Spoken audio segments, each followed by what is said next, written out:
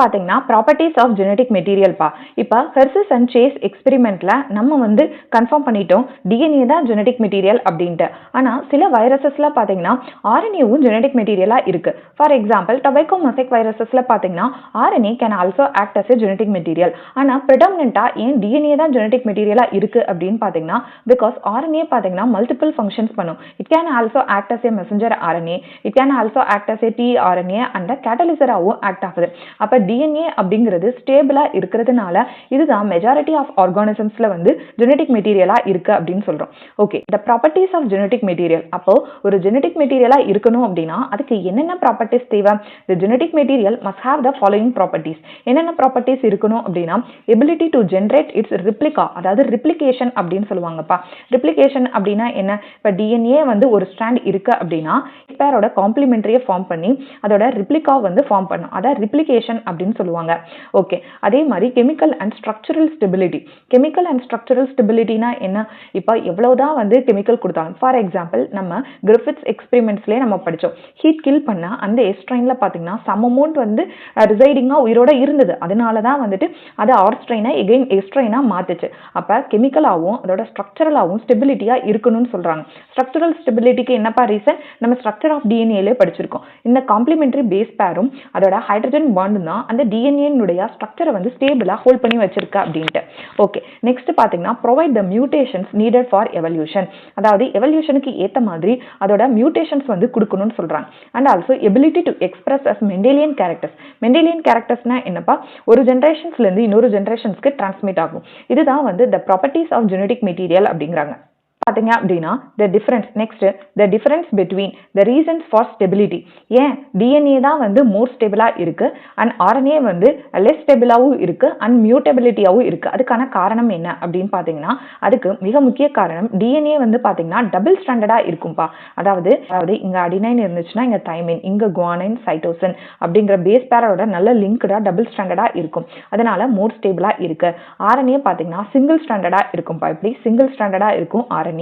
அது மட்டும் இல்லாம டிஎன்ஏல பிரசன்ஸ் ஆஃப் தைமின் இருக்கு, ஆர்என்ஏல யுராசில் இருக்கு. டிஎன்ஏல பாத்தீங்க அப்படின்னா absence of 2OH in the sugar. அதாவது டிஎன்ஏவோட பென்டோ சுகர்ல நம்ம படிச்சிருக்கோம். செகண்ட் கார்பன்ல பாத்தீங்க அப்படின்னா OH குரூப் இருக்காது அப்படின்னு படிச்சிருக்கோம். அதனால டிஎன்ஏ ரியாக்டிவிட்டி கம்மியா இருக்கும். பட் ஆர்என்ஏல பாத்தீங்க அப்படின்னா செகண்ட் கார்பன்ல first carbon, second carbon, third carbon, 4, 5th. Yes, second கார்பன்ல OH குரூப் RNA இருக்கும். ஸோ தட் இது ஹைலி ரியாக்டிவிட்டியா இருக்கிறதுனால இது லெஸ் ஸ்டெபிலிட்டியா இருக்குன்னு சொல்றாங்க. லெஸ் ஸ்டெபிலிட்டியா இருக்கு. For example bacteriophage, tobacco mosaic virus பாத்தீங்கன்னா இது மியூட்டேஷன் ஆகும், வேகமாகவும் எவல்யூஷன் நடக்கும். அப்ப அதுக்கு எக்ஸாம்பிள் என்னப்பா? நம்மளுடைய இந்த கொரோனா வைரஸ் தான். கொரோனா வைரஸ் பாத்தீங்கன்னா அதோட மியூட்டேஷன் ஆகி ஏன்னா அதுக்கு டபுள் ஸ்டாண்டர்ட் கிடையாது. ஸோ வேகமா அது மியூட்டேட் ஆகி நியூ ஸ்ட்ரெயின்ஸ் ஃபார்ம் பண்ணிக்கிட்டே இருந்துச்சு. Okay, DNA strands are complementary. ஆமா, இது காம்ப்ளிமெண்டரி டு ஈச் அதர். ஒண்ணுக்கு ஒண்ணு அப்படியே காம்ப்ளிமெண்டடா இருக்கும். அண்ட் ஹீட் பண்ணோம் அப்படின்னா டிஎன்ஏ செப்பரேட்டடா அப்படி பிரிஞ்சிரும். Okay, in Griffith's experiment, some properties of DNA of the heat-killed bacteria did not destroy. ஆமா, and Griffith's எக்ஸ்பெரிமெண்ட்ல பாத்தீங்கன்னா சில property of the DNA destroy ஆகல. It indicates that stability of the DNA. இது மூலமா எதை சொல்றாங்க அப்படின்னா எவ்வளவுதான் ஹீட் பண்ணாலுமே அந்த DNA சம் அமௌண்ட் அதுல உயிரோட இருக்கு அப்படிங்கறத சொல்றாங்க. அதாவது DNA காம்ப்ளிமெண்டரியா இருக்கிறதுனால மோர் ஸ்டேபிளா இருக்கும். நம்ம எவ்வளவு ஹீட் அப்ளை பண்ணாலும் ரெண்டு ஸ்ட்ராண்டும் பிரிஞ்சு எகைன் ஹீட்டை ரிலீஸ் பண்ணும்போது எகைன் அது ஜாயின் ஆயிரும்னு சொல்றாங்க. genetic information DNA is better due to stability. இப்ப genetic information ஸ்டோர் பண்றது பாத்தீங்கன்னா எது பெட்டரா இருக்கும்? DNA. But for the transformation of genetic information RNA is the better. இப்ப நம்ம genetic information ஸ்டோர் பண்ணி வைக்கிறதுக்கு DNA பெட்டர் ஆப்ஷன் சொல்றாங்க. But transmission of genetic information இப்ப DNAல இருந்து ஒரு இன்ஃபர்மேஷனை யார் டிரான்ஸ்மிட் பண்ணுவா? RNA தான் டிரான்ஸ்மிட் பண்ணுவாங்க. இப்ப DNAல இருந்து mRNA வருதுல, இதை தான் நம்ம என்னன்னு சொன்னோம்? டிரான்ஸ்கிரிப்ஷன் அப்படின்னு சொன்னோம். Okay, இப்போ RNA can directly code for the protein synthesis, hence can easily express the character. DNA is dependent on RNA for protein synthesis. இப்போ DNA தான் more stable அப்படின்னு சொல்லிட்டோம். DNAல இருந்து தான் RNA ஃபார்ம் ஆகி RNAல இருந்து தான் protein synthesis ஆகும். DNA பாத்தீங்க அப்படின்னா டைரக்டா புரோட்டீனை சிந்தசிஸ் பண்ண முடியாது. RNA இருந்தாதான் புரோட்டீனை சிந்தசிஸ் பண்ண முடியும். நெக்ஸ்ட் டாபிக் பாத்தீங்கன்னா RNA வேர்ல்ட் நம்ம ஃபைண்ட் பண்ணிட்டோம். DNA RNA அப்படிங்கிறது ஜெனடிக் மெட்டீரியல் மெட்டீரியல் ரெண்டுமே ஜெனடிக் மெட்டீரியல். டிஎன்ஏ வந்து மோர் ஸ்டேபிளா இருப்பாங்க, பட் ஆர்என்ஏ வந்து ஹைலி ரியாக்டிவிட்டியா இருப்பாங்க. டிஎன்ஏ வந்து மோர் ஸ்டேபிளா இருந்தாலும் டைரக்டா அவங்களால புரோட்டீனை சிந்தசிஸ் பண்ண முடியாது, பட் ஆர்என்ஏ தான் வந்து புரோட்டீன் சிந்தசிஸ் பண்ணும். ஸோ டிஎன்ஏ ஆர்என்ஏவை டிபெண்ட் பண்ணி தான் இருக்கும் அப்படிங்கிறத நம்ம ஃபைண்ட் பண்ணிட்டோம். ஓகே, நெக்ஸ்ட் ஆர்என்ஏ வேர்ல்டு பார்க்கலாம். இப்போ டிஎன்ஏ ஆர்என்ஏ ரெண்டுமே ஜெனடிக் மெட்டீரியல் அப்படின்னு சொல்லும்போது எது ஃபர்ஸ்ட் ஜெனடிக் மெட்டீரியல், அதாவது எது ஜெனடிக் மெட்டீரியல் அப்படின்னு பார்த்தீங்கன்னா RNA was the first genetic material. இப்போ டிஎன்ஏ வந்துச்சா ஆர்என்ஏ வந்துச்சா அப்படின்னு பார்த்தீங்கன்னா ஆர்என்ஏ தான். Okay, it act as a genetic material and catalyst. இது ஜெனடிக் மெட்டீரியலா மட்டும் இல்லாம கேட்டலிஸ்டராகவும் ஆக்ட் ஆகுதுன்னு சொல்றாங்க. கேட்டலிஸ்ட்னா என்னப்பா, என்சைம்ஸ் எசென்ஷியல் லைஃப் ப்ராசஸ். எது எதுக்கு தேவை ஆர்என்ஏ வேணும்னா நம்மளுடைய மெட்டபாலிசம். ஆமாப்பா, மெட்டபாலிசம்க்கு என்சைம்ஸ் வேணும் and also translation, protein synthesis, splicing எல்லாத்துக்குமே ஆர்என்ஏ வேணும். ஓகே, இது எல்லாமே வந்து ஆர்என்ஏ சுத்தி தான் இந்த எல்லா ப்ராசஸும் நடக்குது. Okay, DNA evolved from RNA for stability. DNA வந்து ஆர்என்ஏல இருந்து தான் எவால்வேஷன் ஆகி ஸ்டேபிளா வந்து ஒரு ப்ராடக்டா நிக்குதுன்னு சொல்றாங்க. அப்ப எது ஃபர்ஸ்ட் ஜெனடிக் மெட்டீரியல் அப்படின்னு கேட்டாங்கன்னா ஆர்என்ஏ. நெக்ஸ்ட் டாபிக் பார்த்தீங்கன்னா DNA replication. Replication is the copying of DNA from the parent DNA. அதாவது பேரண்ட் டிஎன்ஏல இருந்து ஒரு காப்பி எடுத்து இன்னொரு டிஎன்ஏ வந்து வர்றது தான் ரெப்ளிகேஷன் அப்படின்னு சொல்லுவாங்க. Watson and Crick proposed semi conservative model of replication.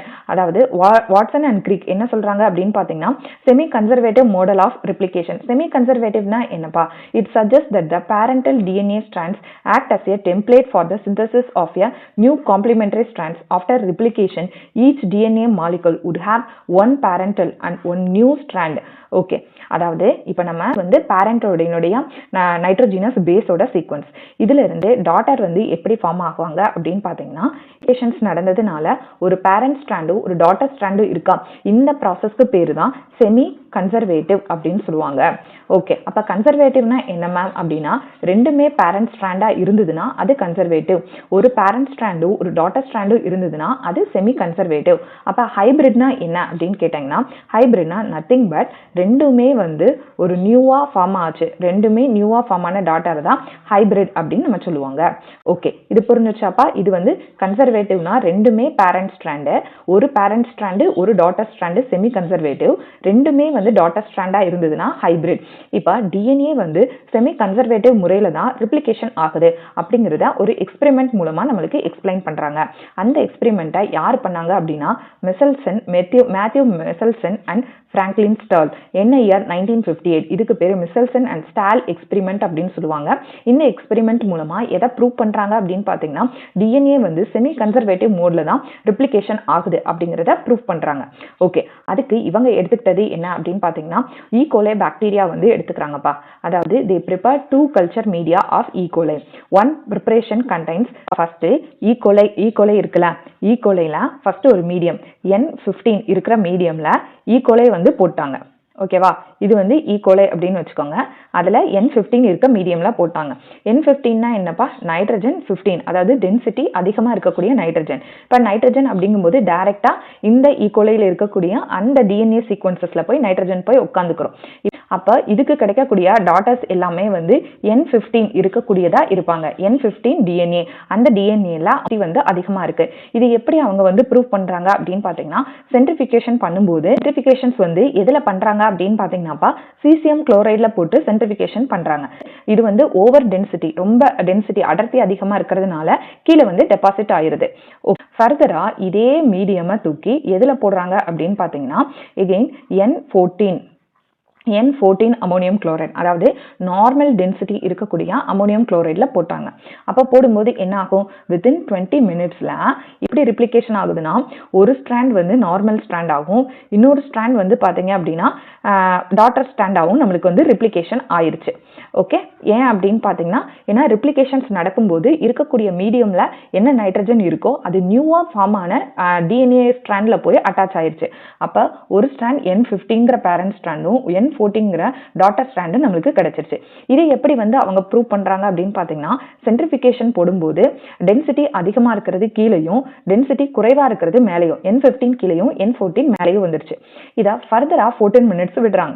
அப்ப ஃபர்தரா செல் டிவிஷன்ஸ் நடக்கும்ல, ரெப்ளிகேஷன் நடக்கும்போது அவங்களுக்கு என்ன கிடைச்சது அப்படின்னா 2 ஹைபிரிட்னா என்ன, இவங்க 2 பேரும் நியூவா ஃபார்ம் ஆனாங்க. இவங்க 2 ஹைபிரிட் ஸ்ட்ராண்டோ 2 செமி கன்சர்வேட்டிவ் ஸ்ட்ராண்டோ அவங்களுக்கு கிடைக்குது. ஓகே, அதாவது லைட் ஸ்ட்ராண்டோ அண்ட் ஹைபிரிட் ஸ்ட்ராண்ட். லைட் ஸ்ட்ராண்ட்னா இது 2 லைட் ஸ்ட்ராண்டோ 2 ஹைபிரிட் ஸ்ட்ராண்டோ அவங்களுக்கு வந்து கிடைக்குது. சென்ட்ரிஃபிகேஷன்ஸ் வந்து எதில் பண்ணுறாங்க அப்படின்னு பார்த்தீங்கன்னாப்பா சீசியம் குளோரைடில் போட்டு சென்ட்ரிஃபிகேஷன் பண்ணுறாங்க.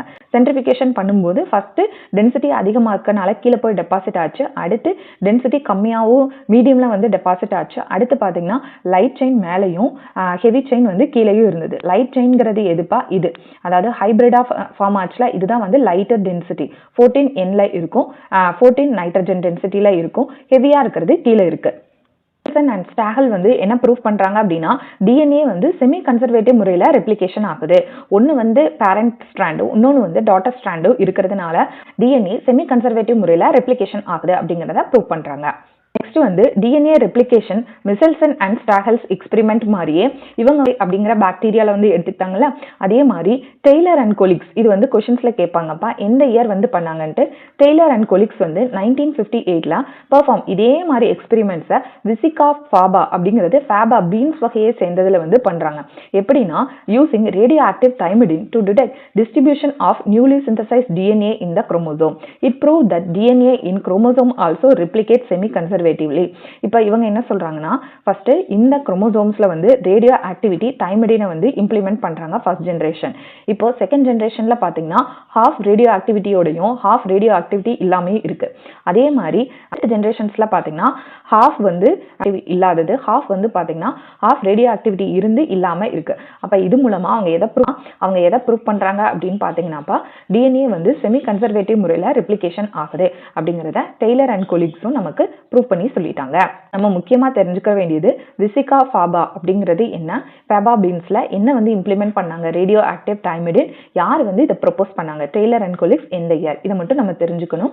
End of the day semi conservative முறையில் தான் டிஎன்ஏ வந்து ரெப்ளிகேஷன் ஆகுது அப்படிங்கிறத ஈகோலையை வச்சு மிசெல்சன் அண்ட் ஸ்டாகல் சொன்னாங்க. டெய்லர் அண்ட் கொலிக்ஸ் வந்து விசிகா ஃபாபாவை ரேடியோ ஆக்டிவ் தைமிடின் வச்சு நம்மளுக்கு எக்ஸ்பிளைன் பண்ணிட்டாங்க.